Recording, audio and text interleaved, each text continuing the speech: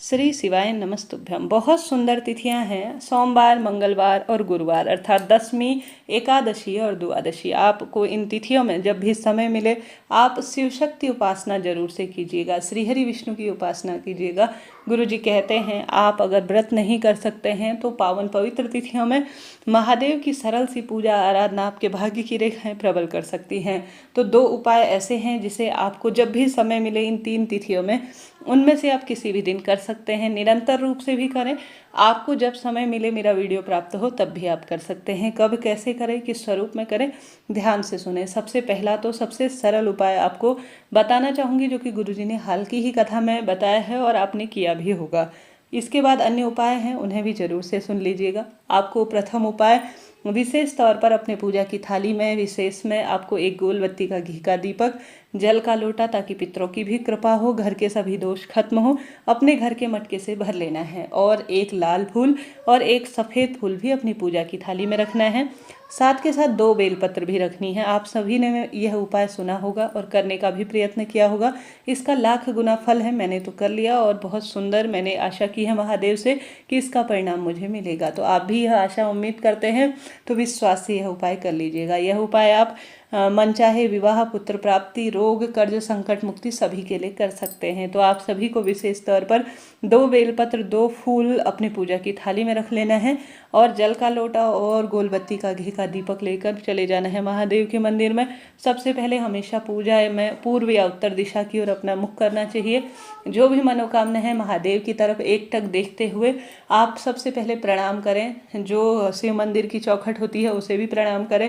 सुंदर आवरण से मन मस्तिष्क स्वच्छ भावना के साथ प्रणाम करते हुए सबसे पहले आप विशेष तौर पर जो है शिव मंदिर में बैठे तो वहाँ पर आप कहें कि भगवान जी आज की शुभ तिथि में मुझे उचित इसका फल देना और जीवन में रोग, कष्ट, संकट, पीड़ा का जो है निदान करना, ऐसी प्रार्थना करते हुए आप सभी सबसे पहले जो जल का लोटा लेकर गए हैं वह शिवलिंग पर चढ़ाना, गोल बत्ती का एक घी का दीपक लगाना। उसके बाद जो एक लाल फूल और एक सफ़ेद फूल और 2 बेलपत्र लेकर गए हैं ना, उसका उपाय ध्यान से सुने। आप सभी को विशेष तौर पर जैसा कि आपको सबसे पहले जो लाल फूल और सफ़ेद फूल है कोई से भी ले सकते हैं, गुड़हल, चमेली, कोई सा भी, परंतु केतकी का ना लीजिएगा। इस बात का ध्यान रखें। केतकी का फूल कैसा होता है आप गूगल कर सकते हैं, आसानी से आपको मालूम हो जाएगा। सबसे पहले आपने यह कार्य कर लिया, जल का लोटा और दीपक लगा लिया। उसके बाद सबसे पहले आप सभी को अपने हाथ में लाल फूल रखना है, ध्यान से सुनिएगा, और उसके ऊपर बेलपत्र रखना है। ठीक है, लाल फूल और बेलपत्र रखना है। और जो है आपको सबसे पहले माता अशोक सुंदरी के स्थान पर इसे समर्पित करना है।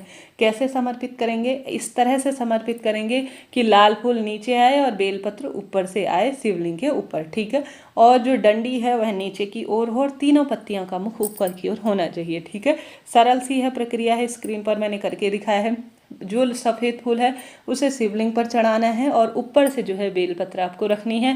बेलपत्र की डंडी जो है जलाधारी की ओर हो, इस बात का आपको ध्यान रखते हुए उपाय करना है। स्क्रीन पर मैंने करके दिखाया हुआ है। इस तरह से आपको यह दिव्य सोमवार, मंगलवार, बुधवार जब भी समय मिले आपको उपाय कर लेना है, प्रणाम करना है और कहना है कि हे माता अशोक सुंदरी, आज मैंने शिव महापुराण में लिखा गया लाल फूल और सफ़ेद फूल वाला उपाय किया है, बेलपत्र वाला उपाय किया है, मेरे जीवन को सरल करें और मेरी मनोकामना पूर्ण करें। ऐसी प्रार्थना करते हुए घर की तरफ आ जाना है। इन चमत्कारी दिनों में किया गया कोई भी काम कभी निष्फल नहीं जाता, भाग्य की रेखाओं को प्रबल करता है। तो करके देखिएगा, लाभ आपको मिलेगा। तो हमने बात कर ली प्रथम उपाय की, बढ़ते हैं दूसरे सरल से उपाय की तरफ।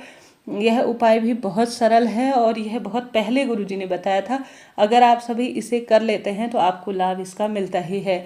जैसा कि गुरुजी ने कहा है, जब भी एकादशी से पहले दशमी तिथि आए, सोमवार आए, दशमी, एकादशी और द्वादशी, 3 ही तिथियों में आपको गौ माता को रोटी खिलानी है सोमक पित्र का नाम लेकर। ठीक है, आप रोटी बना लीजिए, उसमें घी रख लीजिए और थोड़ा मीठा रख लीजिए, शक्कर वगैरह, और सोमक पित्र का नाम लेकर आपको यह रोटी और घी और जिसमें गुड़ रख रखा है अपने पितरों का स्मरण कर कर, सोमक पित्र का स्मरण कर कर गौ माता को यह रोटी खिला देनी है। तो दूसरा उपाय भी मैंने आपको बताया, दोनों उपाय एक साथ कर सकते हैं, कोई दिक्कत की बात नहीं है। बढ़ते हैं तीसरे सरल से उपाय की तरफ। अभी तक आपने वीडियो को लाइक नहीं किया है तो कृपया कर दीजिए और साथी के साथ चैनल को शेयर, सब्सक्राइब करना ना भूलें। साथ ही कमेंट्स में प्रभु का चिंतन, नमन करते हुए हर हर महादेव लिखना ना भूलें। साथ के साथ कोई प्रश्न हो कमेंट्स के माध्यम से पूछ लीजिएगा, सभी सवालों का जवाब आप प्राप्त करेंगे। बढ़ते हैं तीसरे सरल से उपाय की तरफ। यह उपाय नहीं, एक तरह से चमत्कार है, और यह उपाय जो है बड़ी से बड़ी नौकरी, संतान प्राप्ति, रोग, कर्ज, भारी विपदा आ रही है जीवन में, तो उन सभी के लिए यह उपाय किया जा सकता है। गुरु जी कहते हैं एक लोटा जल सब समस्याओं का हल, शास्त्रों में कहा है।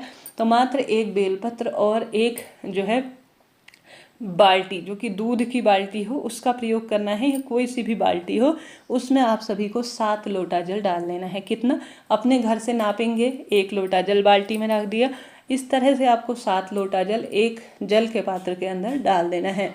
अब आपको साथ में तांबे का लोटा भी ले जाना है। सबसे पहले आपको श्री शिवाय नमस्तुभ्यम मंत्र का जाप कर कर शिव मंदिर में जा रहे हैं, तो ऐसी मान्यता है, तो दीपक प्रज्वलित करने से कहा जाता है कि जो दीपक होता है वह हमारी पूजा पाठ का साक्षी होता है, और इससे हमें अद्भुत अनुभूति होती है संकट कष्ट पीड़ाओं की निदान के लिए। तो आपको सबसे पहले गोलबत्ती का घी का दीपक लगाना है। अब आपको एक बेलपत्र जो आपने लेकर गए हैं 7 लोटा जल के साथ साथ, बेलपत्र नहीं हो तो शिव मंदिर में चढ़ी हुई बेलपत्र भी ले सकते हैं, एक बेलपत्र माता अशोक सुंदरी के स्थान पर आपको समर्पित कर देना है। अपने जीवन में आने वाली सभी विपदाओं को दूर हो ऐसी प्रार्थना करते हुए आप सभी को एक बेलपत्र शिवलिंग में माता अशोक सुंदरी के स्थान पर समर्पित करना है।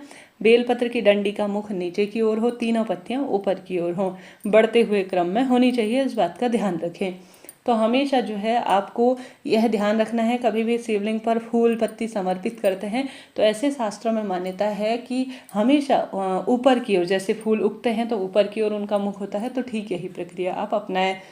तो आपने जो बाल्टी में जल का लोटा 7 रख रखे हैं, एक एक करके 1 लोटा जल समर्पित किया, श्री शिवाय नमस्तुभ्यम कहा, दूसरा जल का लोटा डाला शिवलिंग पर, श्री शिवाय नमस्तुभ्यम। इस तरह से एक बार में ही पूरा जो है जल चढ़ा दो, ऐसा नहीं, 7 लोटा जल आपको शिवलिंग पर चढ़ाना है। प्रभु के नाम मंत्रों का स्मरण करते हुए आपके भाग्य की रेखाएं जितनी भी दुर्बल हैं, जिस स्वरूप में भी आपको परेशान कर रही हैं, हमेशा उन सभी कार्यों से आपको उन्नति मिलेगी, हमेशा ही कष्ट कटेंगे, विपदा कटेगी, और जिस मन से जो भी आपने सोचा है कि मेरी यह कामना सिद्ध हो जाए, वह कामना सिद्ध होगी, इस बात की गारंटी है। तो हमने बात कर ली 3 सरल से उपाय की, जिसे आप कभी भी कर सकते हैं किसी भी तिथि पर, आपको इसका अनंत लाभ होगा, इस बात की गारंटी है।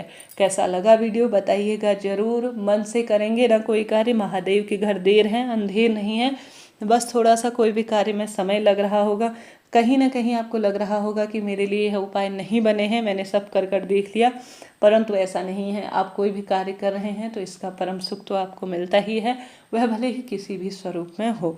तो करके देखिएगा, खुशियों के भंडार भरेंगे जीवन में। जो परेशानी है, तकलीफ है, उनका निदान होना ही है। श्री शिवाय नमस्तुभ्यम।